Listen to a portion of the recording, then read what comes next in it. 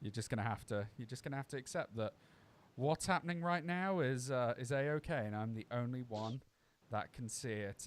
Dan, welcome to Brass Ringers podcast. It's the podcast where we talk about the wrestlers who didn't quite make it, and we try and figure out why that was.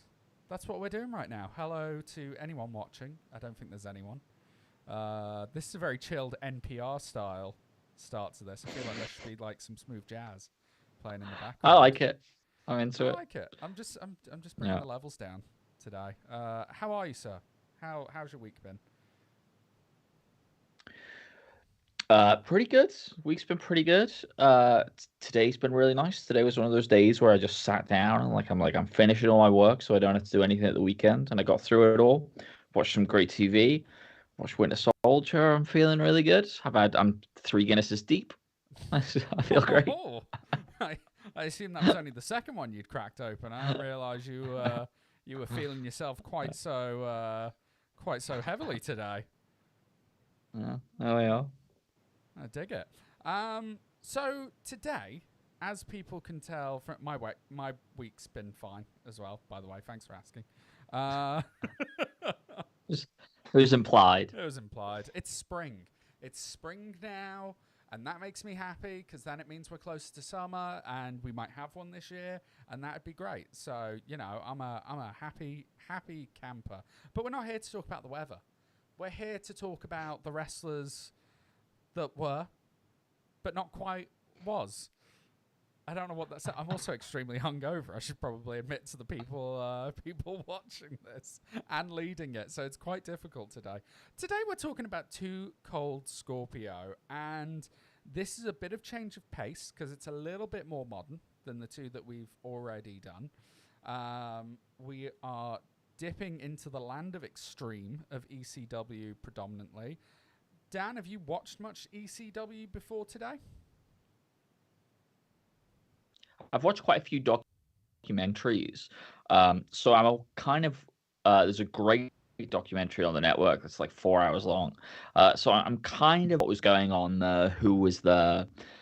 I haven't watched any like full events. I've watched the odd match here and there.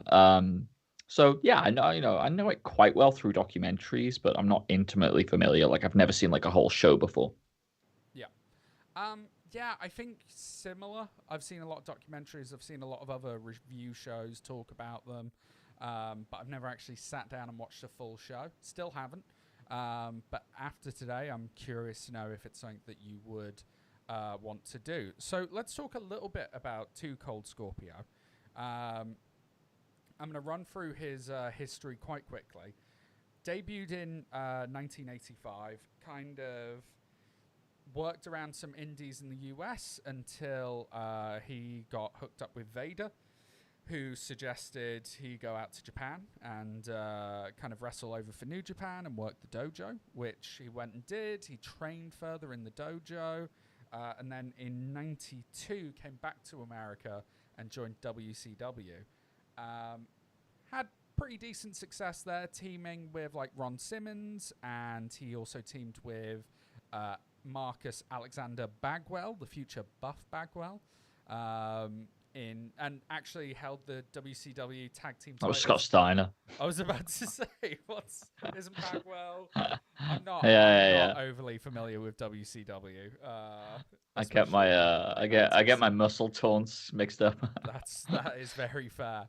So yeah, they won the tag team titles there, but by 94 he was gone. Then later in 94 he joined up with ECW. Again, that's kind of the predominant time we're going to talk about in his career, because it seems to be where he had a lot of the marquee matches, feuds with the likes of Sabu and Eddie Guerrero, Dean Malenko, Chris Benoit, and loads others. And then in 96, he went and joined the WWF. Became Flash Funk, which is a gimmick that they have tried 100 times. It's Brodus Clay. It's, it's the dancing with a couple of backup dancers, disco vibes, fun-loving, good times wrestler. Wasn't overly successful, although I did find out he had a pay-per-view match with Triple H during that time. So that's something. Wearing the most fabulous pair of boots I think I've ever seen. And then after a while, he reverted back to Too Cold Scorpio. Just kind of hang around, not doing much. Was in the Job Squad, which kind of tells you where he was at. Was in the Brawl for All as a replacement for, I think, Steve Blackman. And got knocked out by the Godfather. Didn't have a great time in WWE. So he joined there in 96. He was gone by 99. And then back to ECW for a little bit. And then just kind of did some indies, lots of stuff in Japan. Was one of the lead guys to go over to Noah. And then just kind of floated around doing his thing. Still to this day, occasionally pops up on the indies. Now, Dan, during all of that, you might think to yourself, 92 to 94, 94 to 96, 96 to 99, this is a man who's moving quick. He ain't hanging out anywhere for any allotted time. Now, the two previous wrestlers we have covered, for Magnum TA, his career was cut short and he didn't quite get there because of injury. You had the likes of Adrian Street, who maybe was just wrong place, wrong time, and that's where his career went. Too Cold Scorpio has been very honest about why he didn't get to where he got to. Have you done any research into this? No, not at all. Well, Too Cold Scorpio is a fan of drugs.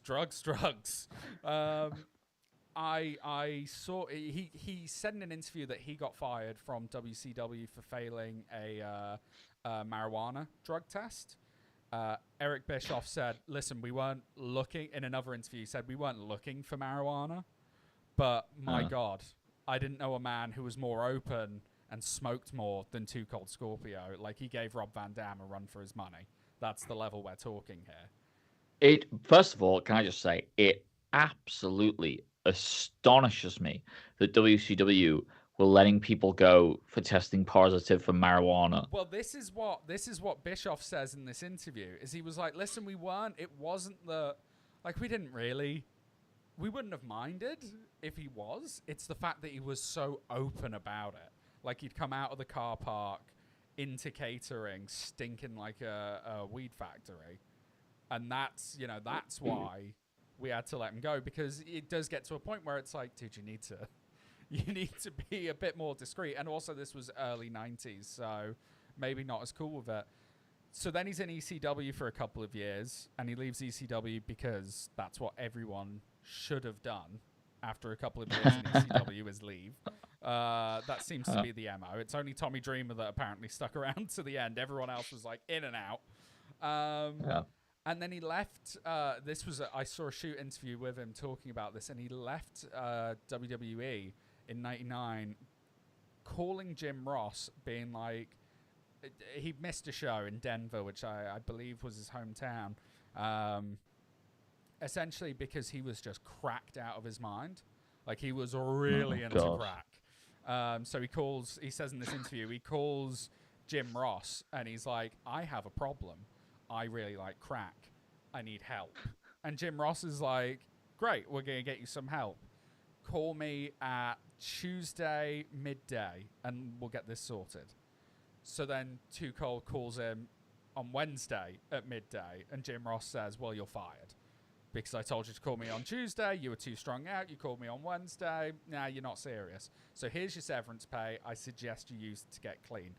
He did use it to go and get clean eventually, he's all clean and happy now, which is a wonderful end to this story.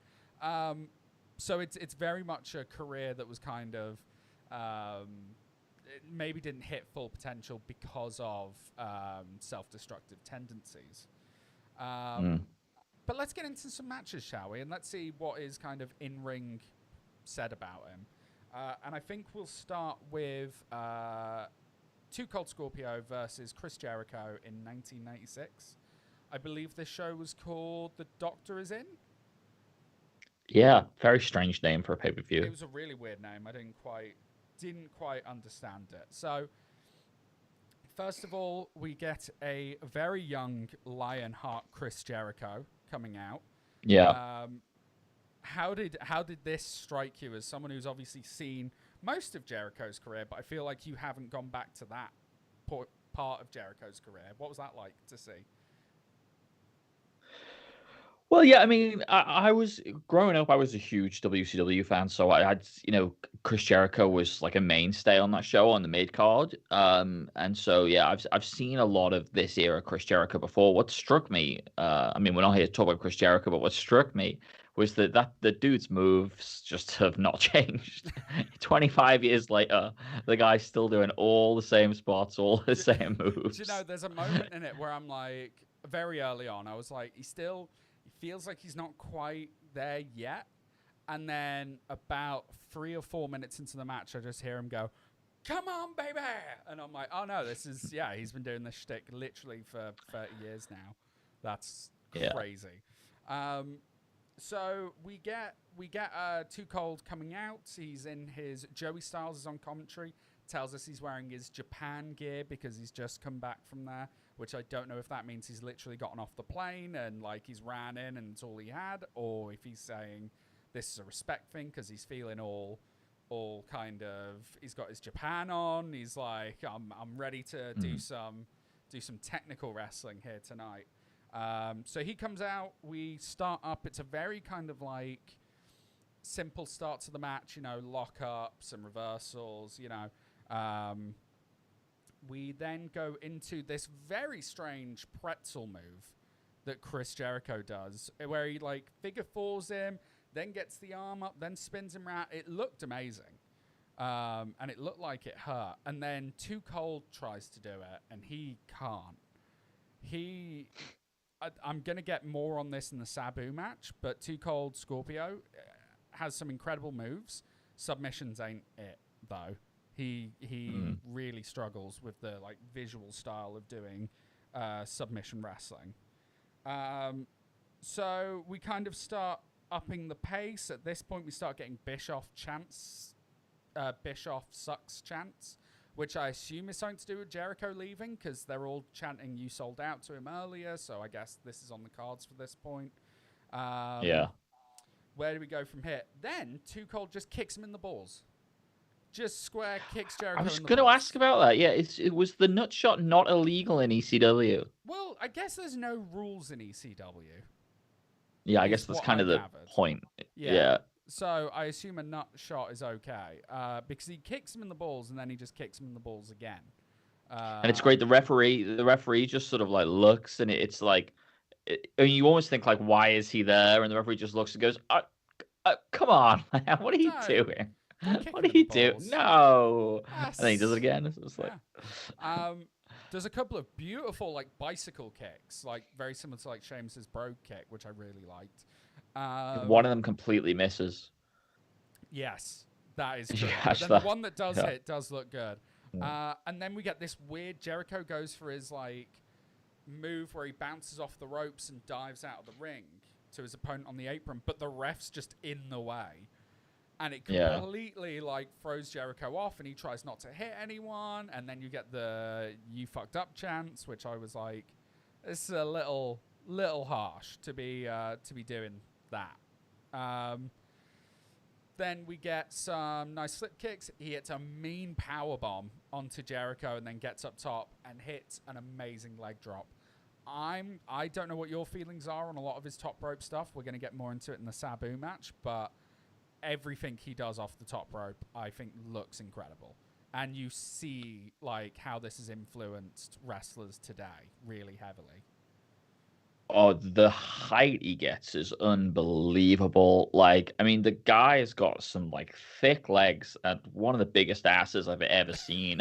And that entire frame is utilized in that top rope stuff. Like everything he did, um, yeah, it was absolutely mental from the top rope, like the height, the power Mm. of it. In fact, there are a few people that can do it that well today. Yeah. And I think the thing that is surprising is his size. Like he's a big dude. He's not, Yeah, he's a big, the final match we're big going to dude. talk about today is against Mike Awesome, and Mike Awesome's huge. And even though he plays the underdog, he's not like crazy small. It's not like David and Goliath. It's like No, just no, no. slightly smaller dude. So yeah, we get some great back and forth. Jericho finally gets his drop kick on the apron. Again, we kind of go through the Jericho moveset. We miss a big old moonsault, and then Jericho hits a splash on the outside of the ring onto the concrete. This disgusts me throughout watching all the ECW shows. Put down a mat, make the floor a bit of wood, not this concrete. It's horrible. It's so scary. And it's filthy as well. It's so dirty. Yeah. It's like if your brain doesn't split open. ECW is just gross. It's just gross. And sometimes the whole I'm thing. like, this is charming. That's one of the things where I'm like, this is the reason why a lot of people died young, I feel. So we then get... they both get back in the ring. And Jericho goes to do a shoulder block, but like he's too close to Too Cold. So he hits it, and Too Cold's like, well, I need to get in position, and just flies from it, like being hit very, very gently, very strange. Yeah. And then Jericho's able to hit the lion salt for the 2 count. We get some nice tiger drivers, a really nice snap suplex reversed into a DDT, which I quite liked. Then we go... Oh, then Jericho goes from the second rope for this kind of like corkscrew move that's just nothing. Like he does a few spins, but it does weird, nothing. And Joey Styles covers it by saying something Mexican, something in Spanish. He's like, "Oh, that was a tonhilico," and it's like, no, he just messed up. It's he just spun. Okay. Yeah. And then after that, Too Cold hits a tombstone and then goes to the top rope and hits the scariest shooting star press I've ever seen in my life. We talk about the height it's the second scariest shooting star press you've ever seen. Mr. Lesnar. But he gets it's like when Lita does her moonsault and she like scrapes her head off of the mat. It was like that, except he's going backwards, so it's scarier. It was terrifying and incredible, but terrifying. And then he picks up the 3. Dan, what did you think of this match? I didn't care for it. Moving on. I'll tell you why. I'll do. You know, since we're here talking about it on a podcast, I'll do you a courtesy of telling you why. No, what I felt was that these two didn't click very well at all. I feel like I didn't do any research, so I might be completely wrong. I feel like these two had never touched in the ring before. It really felt. Am I wrong? Wrestled before, but I mean that doesn't stop the fact that it didn't feel like that to you. It doesn't feel like it. It feels kind of awkward, clumsy. Like a lot of the spots are like, oh, like they were trying to do that, but it didn't. You know, when two people have wrestled a lot, you can tell there's a kind of flow to the match where they almost know in advance like where the other guy's going to be. This didn't feel like that at all. So that was one of the problems. It was just kind of clumsy. The other problem was there was just zero story, and I don't mean like, you know, like promos and stuff like that. I mean, like there was no dynamic in the match. I didn't, you know, it wasn't clear like what at first when it started it was quite technical, like you said, they're tying each other up, submissions and things like that, and I was like, oh, it's going to be this sort of thing, they're going to like out technical each other. But it didn't stay there for long. We moved into sort of doing, you know, these various moves, and it just felt like no one was selling anything either. So it was like, got one, you know, Too Cold Scorpio would do a move, Jericho would do a move, he'd do that move, oh, that move missed, but I'll get my spot in later. And it was just very much like, I don't know what's happening here. I don't know who to root for. The crowd as well seemed to dislike both of them, probably because Jericho was leaving. It's very strange because I agree with you on that, and I think that's a problem that we see throughout these matches. And I'm not sure if it's an ECW thing, but it does feel like no one really sells for anyone. I'm especially going to talk about it in our next match. And also, everyone just seems to be like, it's about getting their stuff in with very little in the way of like, as you said, story behind it, without very much like psychology. It's like, just do the crazy thing and make the crowd go crazy. Do your spots, yeah, Yeah, get your and spots also in, yeah. I really don't know in any of these matches if Too Cold's supposed to be the heel, because he doesn't wrestle Yeah. like it, but occasionally he'll do something that's like, oh, no, you shouldn't do that. So it's a very strange dynamic, that. My feeling, you can tell me probably if I'm wrong about this as well. My feeling, I mean, where is where is ECW filmed? This will have been Pittsburgh, Pennsylvania, I believe. I hope. Is it No, it's south? like east. It's like New York area, the tri-state I don't know. area, I think. My feeling, my feeling was just like it's a black guy in front of a wrestling crowd in the '90s. He's the heel. Oh wow!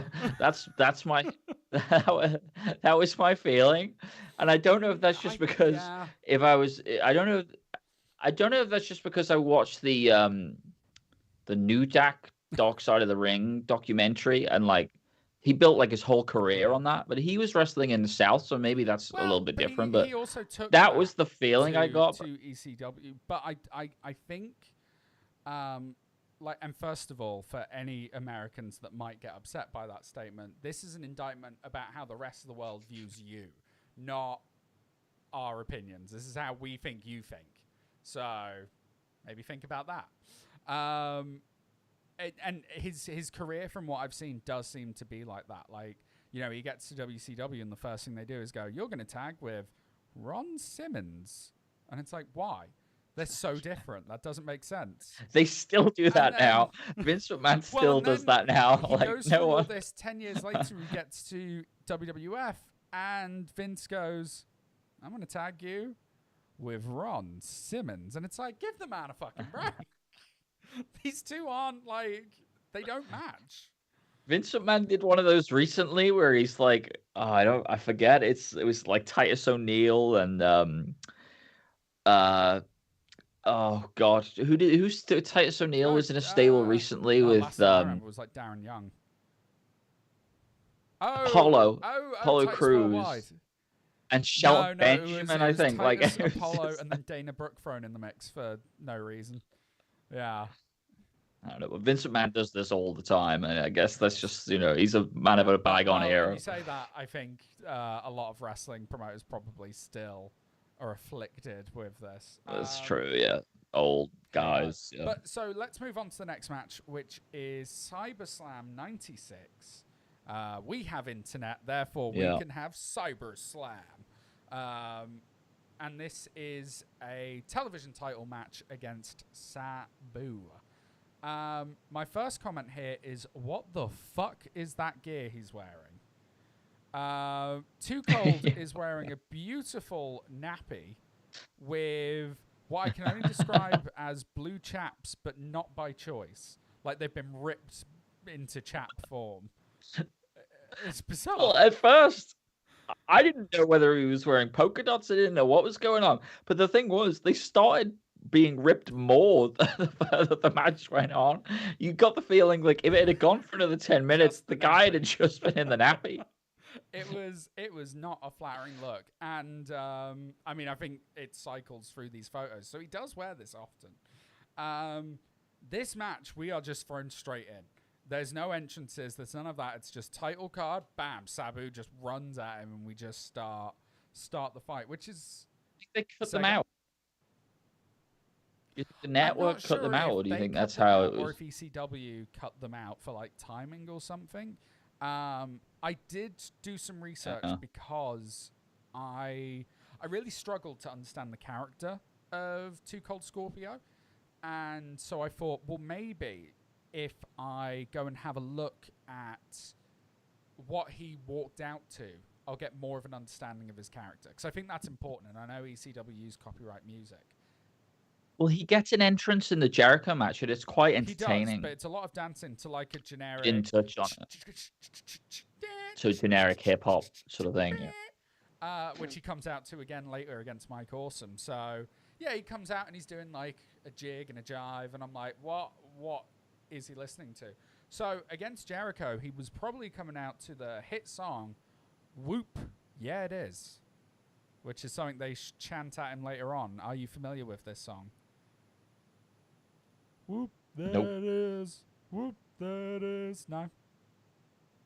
Okay. And the Nope. other song he would come out to was Jungle Boogie, which I assume you are more familiar with from the hit 1992 film Pulp Fiction.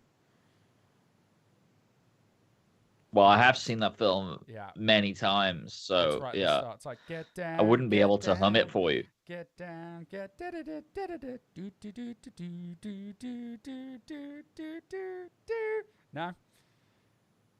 Well, we're gonna get a Sure. copyright strike for that anyway because of my wonderful rendition. Perfect. Yeah. So we start this match straight off with brawling, lots of very like kicks and punches and like trying to get their stuff, and it's very sloppy because they're moving so fast that neither of them can like really get the other one to kind of cooperate with them. Then Sabu does his chair in the ring, dive out to the crowd. It's very impressive looking. My only fear is that he's going to fuck it up every time I see it because I know he's famous for messing it up every time. So I'm just like, yay, he did it. And then there's just a dude in the crowd with a frying pan that says ECW rules spelt wrong on it, which I was like, okay, cool. I'm curious to know the story about why, like, he didn't have a piece of cardboard to write on, so he was just like, I'm going to write this on a frying pan. Well, I think I might know the answer to this. I think ECW was famous for the fans were allowed to bring their own weapons to the show. So they would bring stuff, and then the wrestlers would get shit from the crowd, and then they would use it in their match. And the whole thing was, oh, I'm going to get my weapon used. So it may be something to do with that. On it, chances are they'll use your pan. This is very true. Yeah. So then some brawling. We get back inside the ring. Again, Too Cold hits just a hard power bomb. Like, it's really like brings him up and slams him down.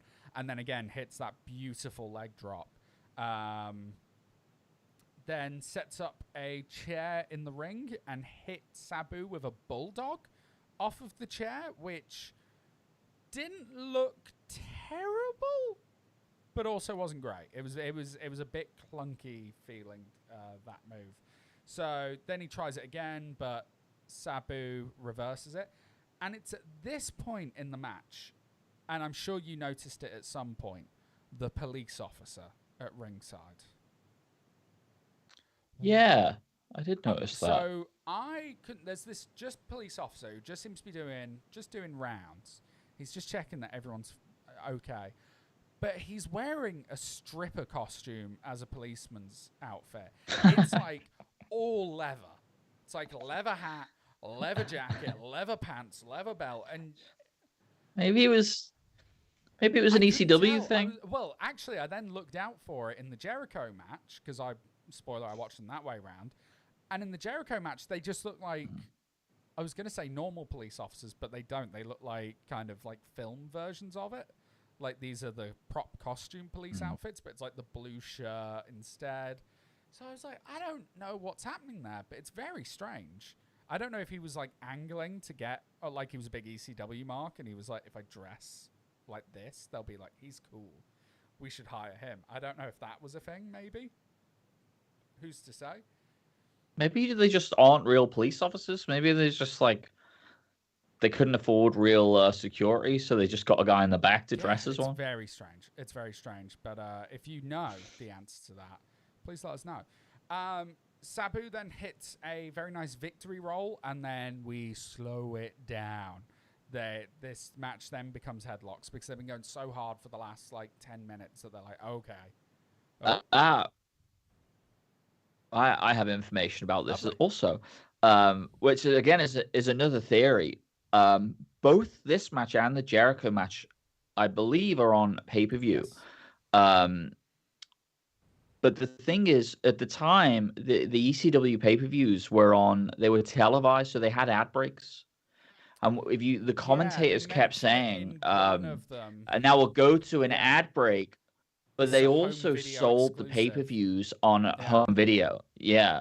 So what I think is happening there, and similarly why I think the Too Cold Scorpio gets this massive entrance in the Jericho match is I think we go to ad break during and his they're filling entrance. That time, makes and I sense. think this is the shit.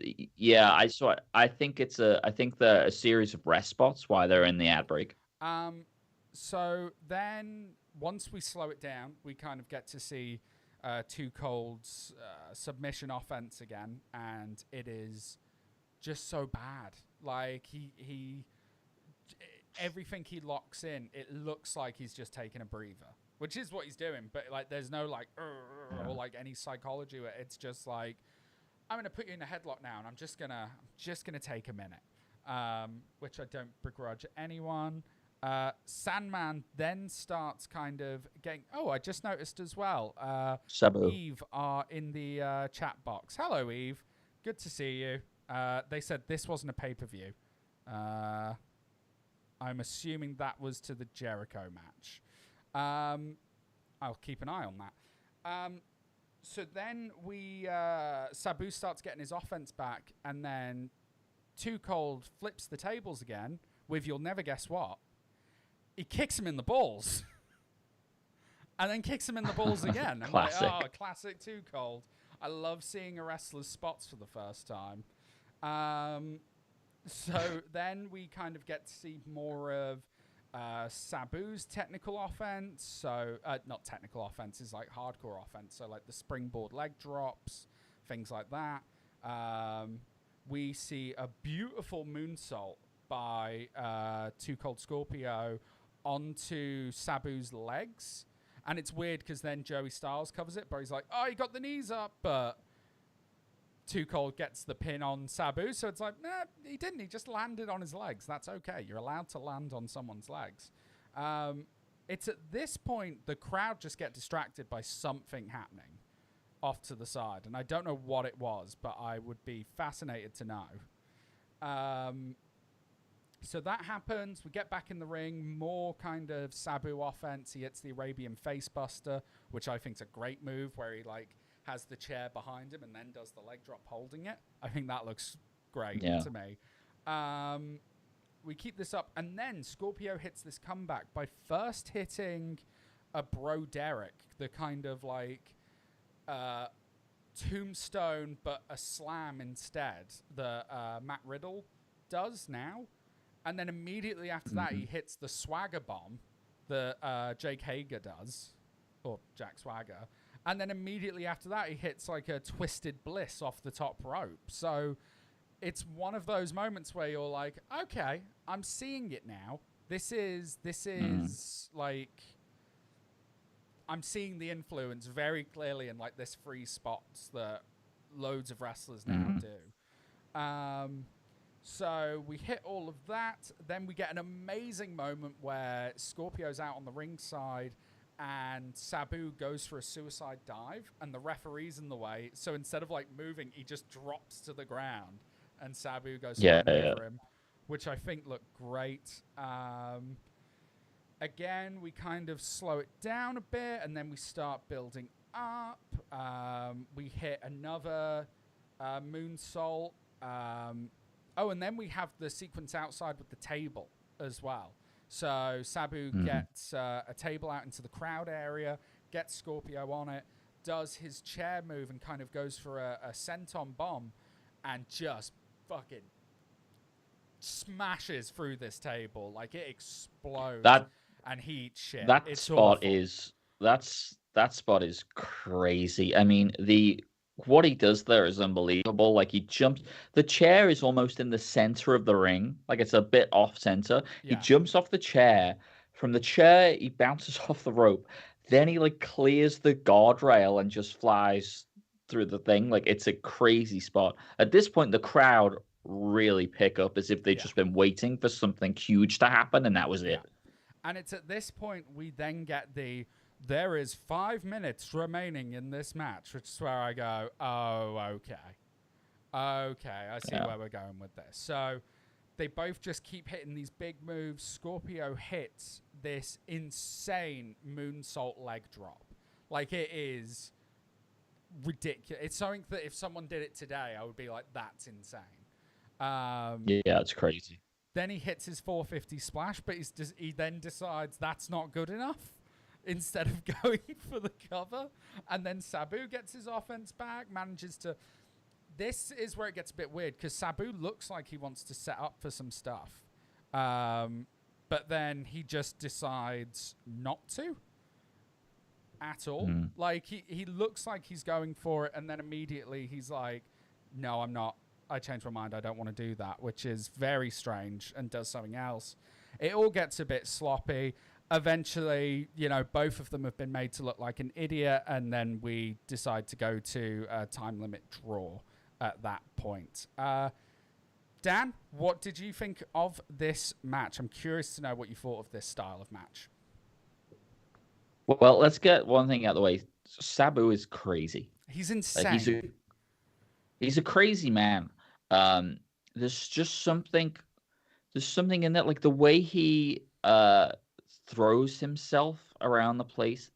There's a real disregard for his own life and safety. Absolutely. Like, he doesn't. You get the impression that the guy is. It's a sort of, if I die, I die. You get the impression, and you can't help but watch something like that and it be kind of exciting. Yeah. I would say the same, like, I think it probably was this style. I think it was ECW style, but I'd say, like, the same criticisms as before are true. There's not much dynamic here. There's not much selling of anything. It's like, we're just going to do these spots and it's going to escalate and it's going to be crazy. Yeah. But with this one, it did escalate and it did get crazy. It really did. That leg drop that you're talking about, and also the moonsault before it, were both deep into the match. And at this point, they both done so much. They both look exhausted. Yeah. And there is just so much energy and, like, power in those top rope moves so late into the match. Like, it's crazy how athletic this guy is. And he just pops up there as well. Like, there's no wasted motion. He's just like whoop and up. Yeah.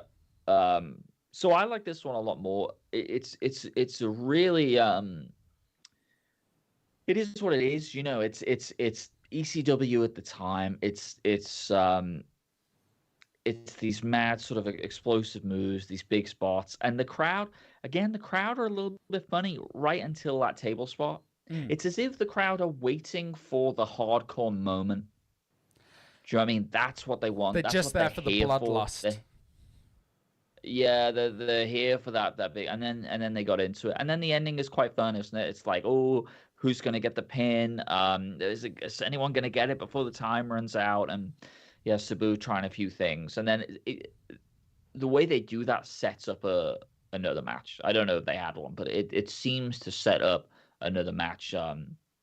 But the guy, like you were saying, you can see the later influence from Too Cold Scorpio, like that he would inspire. He's just great to watch. It's and the thing that gets over most for me is just that sheer explosiveness. Again, I wish there was a bit more. Character there, a bit more dynamic, but. Yeah. Actually, we'll be able to talk about that a bit more in the next match we talk about. Definitely. I really enjoyed this match. For Dan from Eve in the comments, we are talking about we're still talking about the Too Cold Scorpio and Sabu match.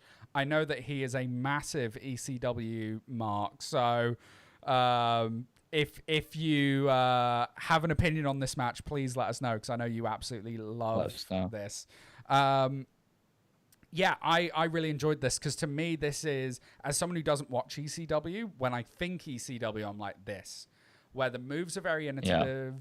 It's got that insane hardcore aspect to it. And it wasn't like too much. It was good fun.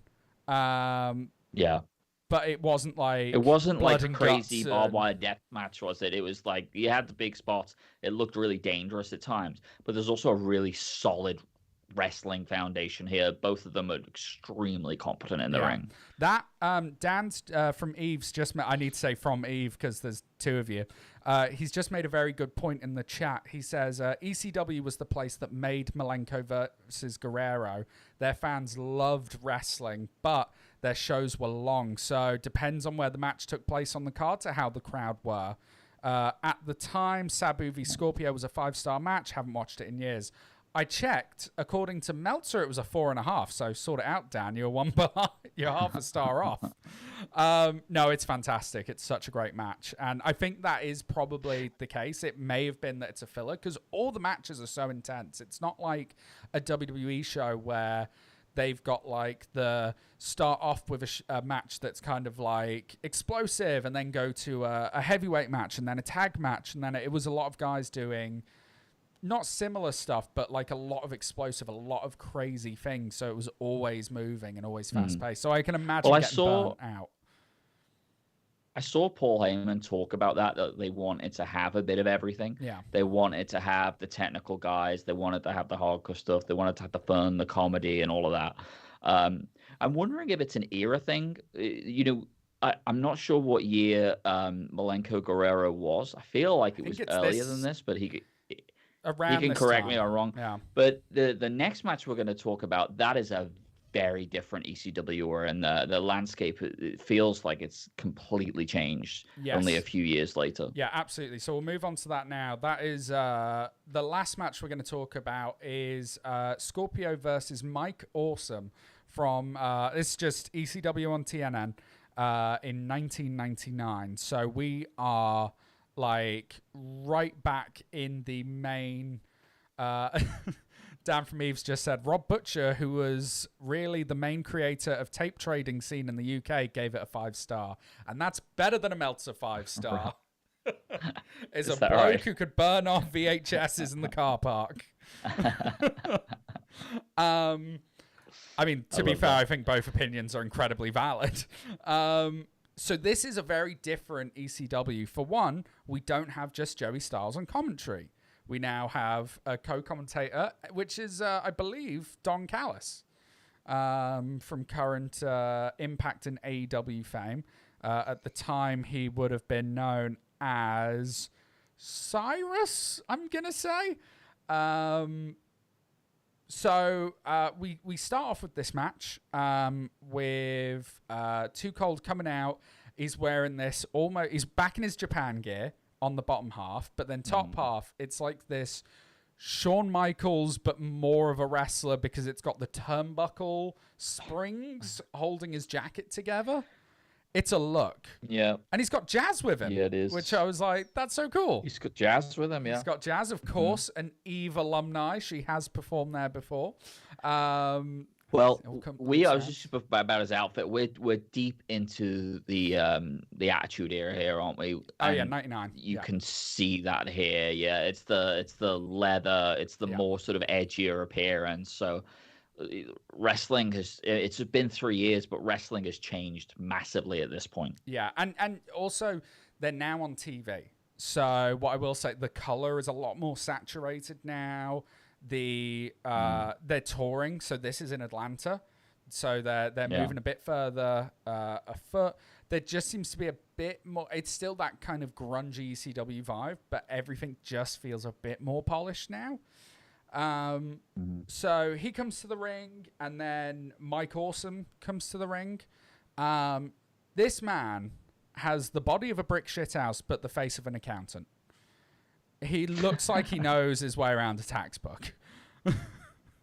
It's absurd. He's an incredible specimen of a man, like crazy. But the face and the body just don't match to me at all. The mullet. So yeah, oh my god, the ponytailed mullet is a wonderful thing. So this match starts off a bit more like the Jericho match, but as I alluded to before, Too Cold is obviously the shorter guy here, so he's playing the smaller character. So, they go for the lockup, he goes to the shoulder, immediately gets knocked down. So, then goes in with punches and kicks to try and knock the big man down, eventually hits him with a super kick, sending him to the apron where he manages to hit a spinning splash, which is really impressive because they're on the same level, because the stage and the ring are completely flat. So he's able to get free spins in and hit Awesome with very little elevation on it. and then immediately springs up to the top rope and does a moonsault. So we're back to that really fast-paced energy. I will say as well, when definitely not playing for time this match, because we're on TV, we've got to stick to, like, I assume they had a 1 hour slot, so we are moving a lot quicker. They get back in the ring, do some brawling, and then Mike Awesome hits him with a belly-to-belly over the top rope, which I thought looked great. They both kind of brawl into the crowd. Then Mike Awesome hits a massive, like, Undertaker dive over the ring barrier at Too Cold. Then picks up a wooden chair and smashes Too Cold in the back, which looked like it sucked. Like, I know the steel chairs hurt, but no, that wooden chair looked horrible. What did you think of that moment? Well, a lot of the chair shots I hated throughout. I mean, there were a couple of headshots in the earlier matches. Yeah, the wooden chairs don't look any fun at all. Yeah. No. So, and it's at this point they kind of brawl into the ring. And this is where the match gets weird for me, because it feels like they're having two different matches at this point. Like, Too Cold's trying to get back in the ring with the chair, and, like, he's being quite obvious setting up something, but then Mike Awesome's like, no, I'm going to go to the top.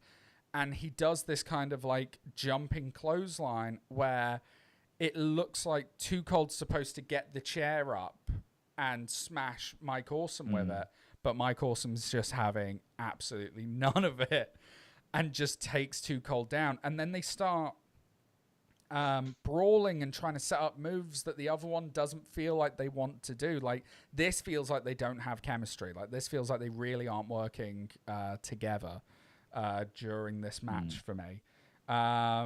He manages to hit a roll-up that then goes into a super kick. And while he's down, Too Cold gets up on the top rope and manages to hit a splash from one side of the ring to about 3/4 of the other side diagonally. It's very impressive looking. It's at this point that then Mike Awesome gets back up, starts going into beast mode, hits a great power bomb. Too Cold kind of goes for a crescent kick, and as his leg is up, Mike Awesome's able to catch him, pick him up kind of awkwardly so both legs are over here, and just slam him down.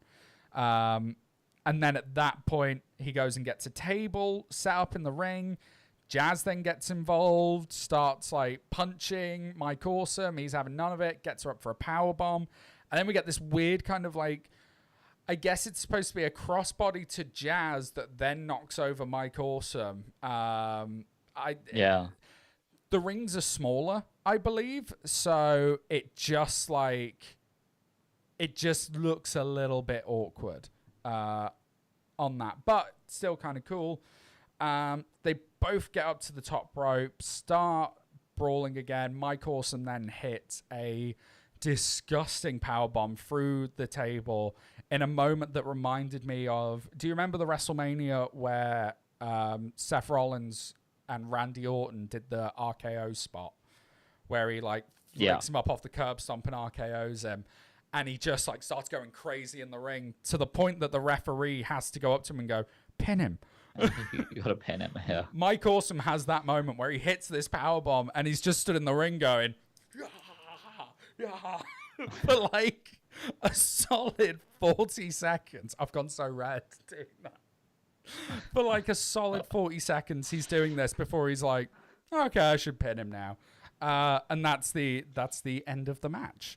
Dan, what are your thoughts? Dan and Eve says he realizes by the way, you've not seen this, Dan. He's just been writing along with us. They weren't wrestling to a TV schedule. This is just how it was edited. Like, they wrestled normally and then edited it for TV.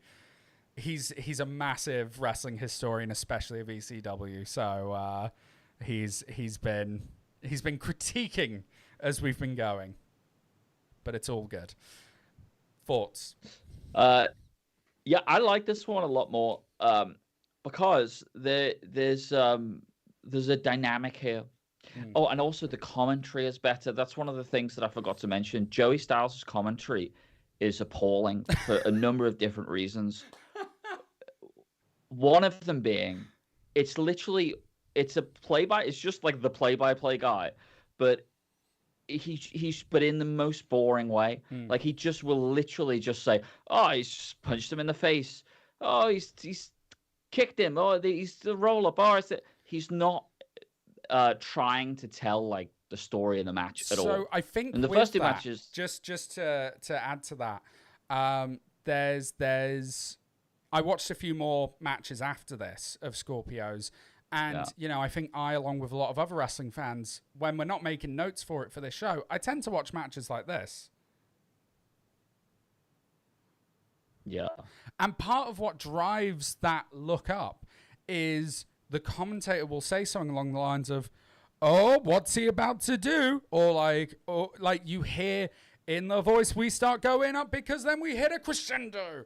And he doesn't do that. He just goes, "Wow, that was an Arabian facebuster." So by the time I've looked up, he's already done it, and it's like, oh, he he does do it sometimes, and he sometimes, like into sort of dramatic effect, which is really fun.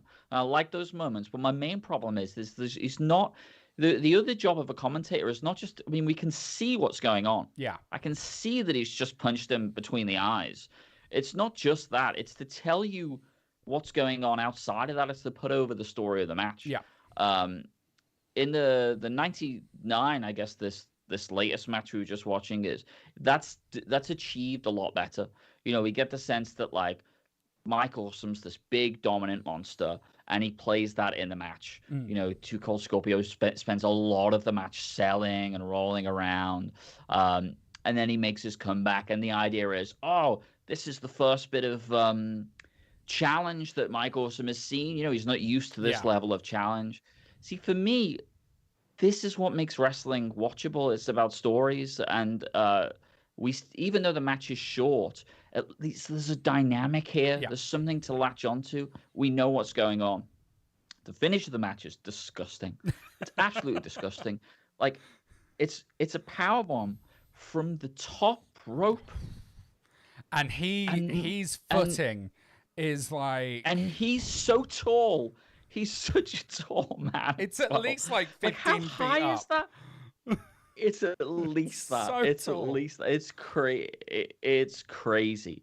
It's a disgusting finish. And then the jazz stuff in the middle, which you think she's going to go for the table, but it's the splash is super fun as well. So although this match was shorter, uh, for me, I was it was more of a wrestling match, just like as I understand it and as I want it. Yeah, it doesn't have the crazy spots that the Sabu match has. Yeah. But for me, wrestling isn't just about spots; it's about telling a story in the ring. And this wasn't the best story in the world, but at least it did that for me, and I quite liked it. Yeah. I agree. Again, I have to point out that power bomb. It's insane. I've It's seen a disgusting. few Mike Awesome matches, and he's known for doing the like insane spots like that. Dan from Eve has to dash because he's gone to serve up dinner, but he is going to send me some Facebook messages letting me know where we were wrong. Pleasure as always, Dan. And I'm sure we were wrong in a few different spots. And this is something I definitely want to revisit ECW at some point. I agree a lot with what you said about this. It really felt like more of a story was told. There are still blank spots that I had from obviously not having seen the story beforehand. I don't know who this judge character is. It's a bit weird.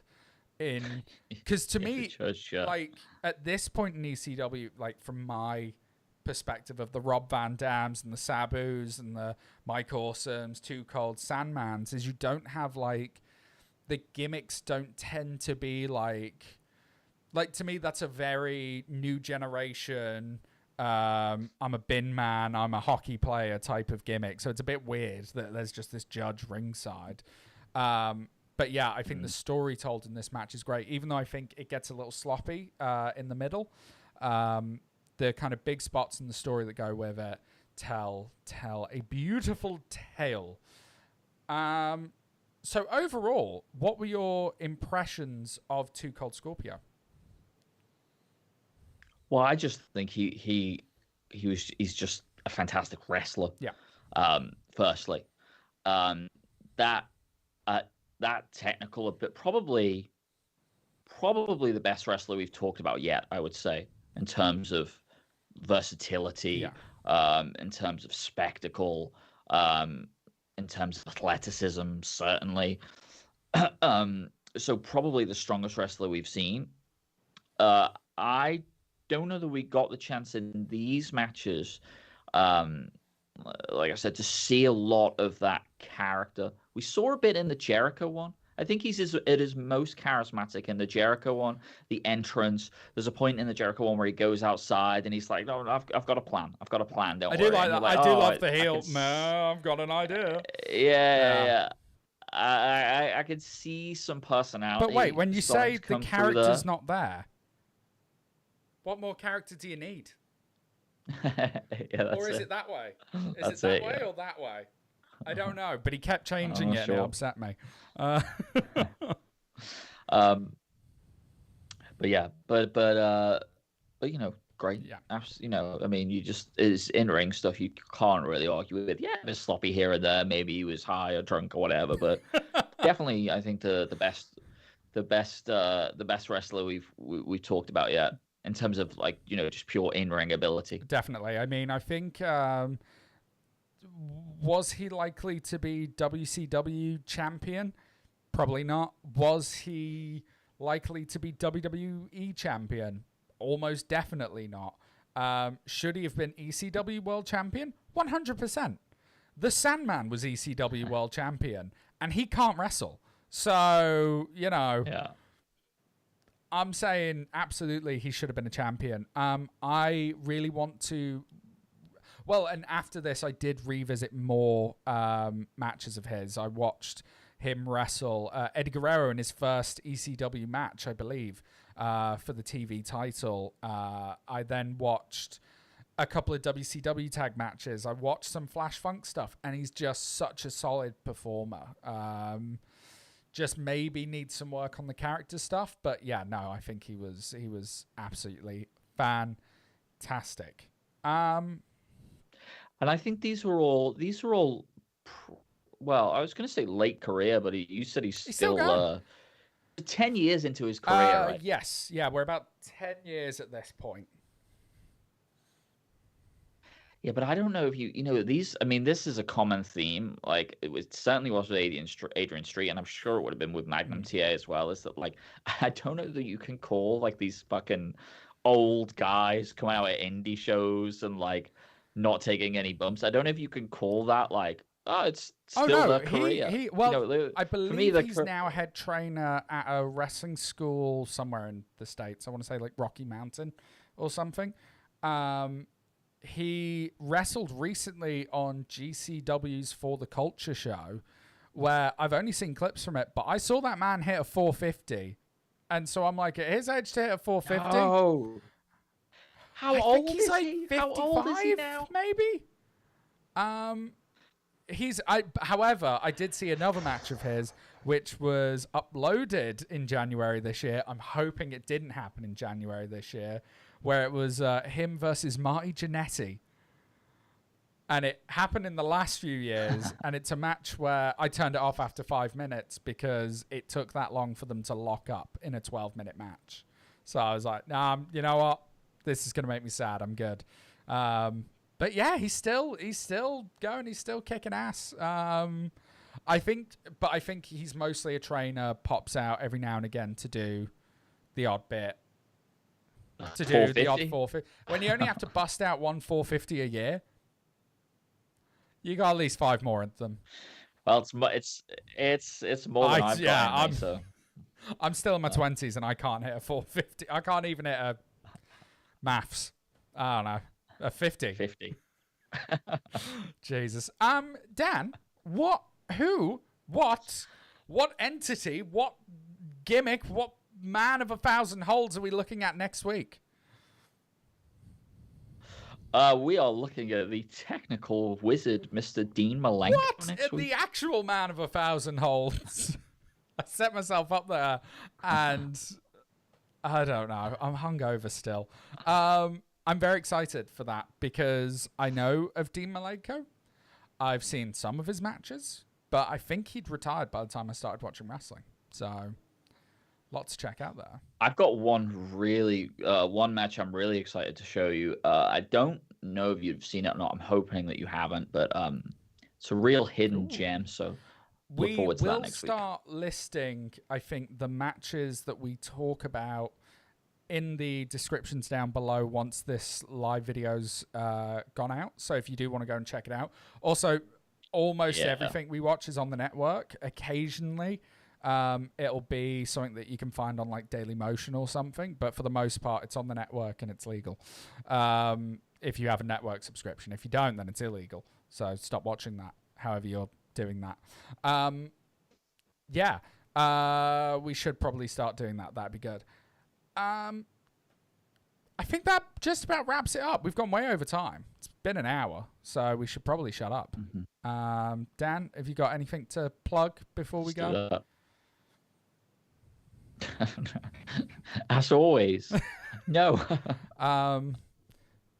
Kids, brush your teeth, stay vaccinated. I don't know. I don't know.